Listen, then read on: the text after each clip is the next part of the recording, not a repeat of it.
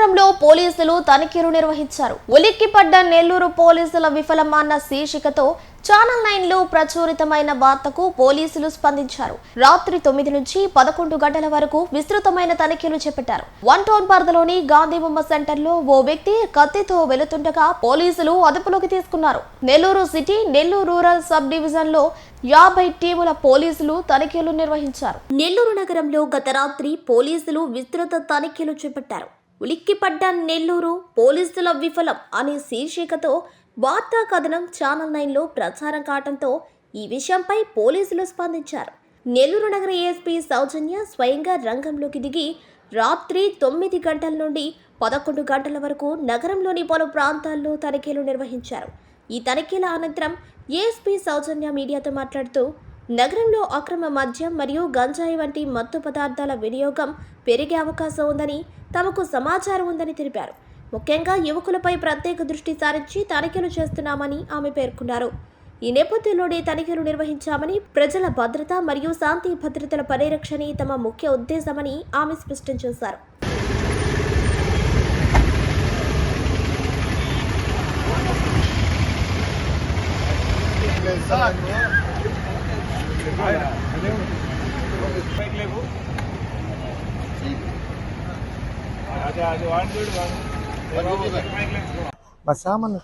C గారు నిలబెట్టు.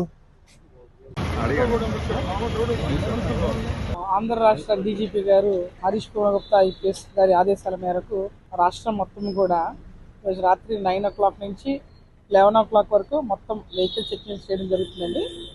ఈ వెహికల్ చెకింగ్స్ ఏంటంటే మెయిన్ ఫస్ట్ పబ్లిక్లో ఒక కంట్రోల్ కోసము, లా అండ్ ఆర్డర్ కంట్రోల్ కోసము, ఈ వెహికల్ చెకింగ్ వల్ల ఏదైతే మనం రోడ్ సేఫ్టీ అనుకుంటున్నామో దానివల్ల కోసం. అండ్ నెల్లూరు లాంటి టౌన్లో అయితే రీసెంట్గా మీరు ఒక అన్వాంటెడ్ ఇష్యూస్ జరిగాయి, రెండు మద్దతు జరిగాయి. ఏదేమైనా కూడా వీటి చెకింగ్ కోసం ఈ 9 o'clock నుంచి 11 o'clock వరకు వెహికల్ చెకింగ్ జరిగిందండి. మొత్తం ఎంటైర్ నెల్లూరు జిల్లా కాకుండా మొత్తం రాష్ట్రం కూడా జరుగుతుంది. ఇప్పుడు మన వన్ టౌన్ పోలీస్ స్టేషన్ పరిధిలో గల గాంధీబొమ్మ సెంటర్లో వెహికల్ చెకింగ్ జరుగుతుంటే ఒక వ్యక్తి వద్ద ఒక కత్తి ఒకటి స్వాధీనపరుచుకున్నాము.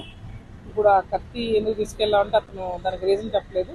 సో అందుకని ఆ డీటెయిల్స్ నిమిత్తం అతన్ని వన్ టౌన్ పోలీస్ స్టేషన్కి పంపించడం జరుగుతుంది. ఇందులో అందరి సిబ్బంది కూడా అలర్ట్గా ఉండి ప్రతి ఒక్కరిని చెక్ చేయడం జరుగుతుంది. సో పబ్లిక్ కూడా దీన్ని కోఆపరేట్ చేసి మా దగ్గర ఏమన్నా అంటే ఎందుకు ఆపుతున్నారని దాని మీద ఒకసారి కోఆపరేట్ చేస్తే కనుక ఈ మనం చేసే ఈ నైట్ చెకింగ్ అంతా కూడా సులువుగా జరుగుతుంది. దానికి యాక్షన్ ప్లాన్ వేస్తున్నారండి నెల్లూరు ఇన్ఛార్జ్ ఎస్పీ గారు, అలాగే డీజీ గారి ఇన్స్ట్రక్షన్స్ మేరకు యాక్షన్ ప్లాన్ అయితే ఉంది. ఫస్ట్ ఏంటంటే ఎవరైతే తీసుకుంటున్నారో అల్లరి ముక్కలు ఐడెంటిఫై చేసుకుంటున్నామో అందులో భాగంగానే ఎవరు ఎక్కువ దీన్ని సపోర్ట్ చేస్తున్నారు గ్యాంగ్స్ కూడా ఫామ్ చేయించుకుంటున్నాము. మీ దగ్గర కూడా ఏమన్నా ఇలాంటివి ఉన్నాయి ప్రస్తుతానికి, వాళ్ళు ఎవరన్నా అల్లరిగా ఉంటారంటే మాకు గుడ్ బుక్స్లో షీట్లో ఉండకపోవచ్చు, కాకపోతే ఎవరన్నా అలా చేసే వాళ్ళు ఎవరైనా ఉంటే కూడా మాకు ఇన్ఫర్మేషన్ ఇస్తే కూడా చూసుకుంటాము.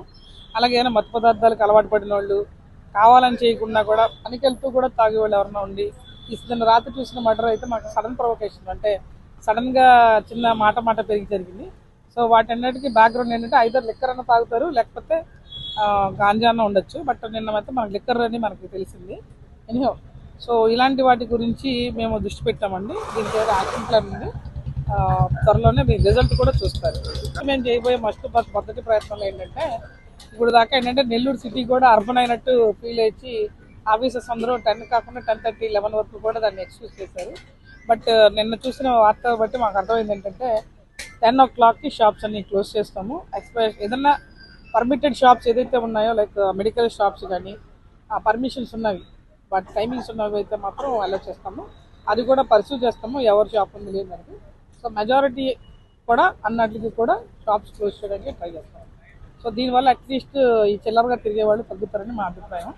దీన్ని బట్టి ఎవరైనా సరే ఒకవేళ షాప్ క్లోజ్ చేసినా చేయకపోయినా సరే పరిధిలో ఉన్న పోలీస్ స్టేషన్కి కూడా ఫోన్ చేయొచ్చు. నైట్ ఆఫీసర్స్ అలర్ట్ చేస్తారు. సో దీని ద్వారా ఈ రోజు నుంచి ఇంప్లిమెంటేషన్ జరుగుతుంది.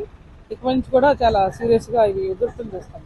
ఈ చెక్కింగ్స్ కూడా ఎక్కువ ఇంటెన్సిఫై చేసి ఇక్కడ లా అండ్ ఆర్డర్కి ఒక బేస్ తీసుకొస్తాం. ఒకటేనండి, ఇప్పుడు ఏంటంటే మీరు ఈరోజు ప్రెస్కి వచ్చారని మాట్లాడటం కాదు, మీలాంటి ఇన్ఫర్మేషన్ ఇవ్వగలిగితే కనుక మీడియా దృష్టికి కూడా వస్తుంది. నిన్న కూడా చూసాము, ఒక వ్యక్తి మామూలుగా వాళ్ళిద్దరు పరిచయస్తులు కాదు, కానీ మాట పెరిగి ఎలా గొడవ పడుతున్నారో కనీసం అంటే పబ్లిక్ సెన్స్గా వాళ్ళు విడదీయడం కూడా జనరల్గా జరగలేదు.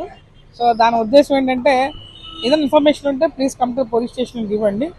ఇచ్చిన తర్వాత మీరు ఇప్పుడు మమ్మల్ని జరుగుతుంది అని దాన్ని మేము యాక్ట్ తీసుకుంటాం. అయినా మా డ్యూటీ కూడా ఉంది. మేము కూడా ఎవరెవరున్న గ్యాంగ్స్ తెలుసుకోవాల్సిన ఆవశ్యకత కూడా మాకు చాలా ఏర్పడింది. దాన్ని మేము ఖచ్చితంగా త్వరలోనే ఇవన్నీ కూడా కంట్రోల్లోకి తీసుకొస్తాం.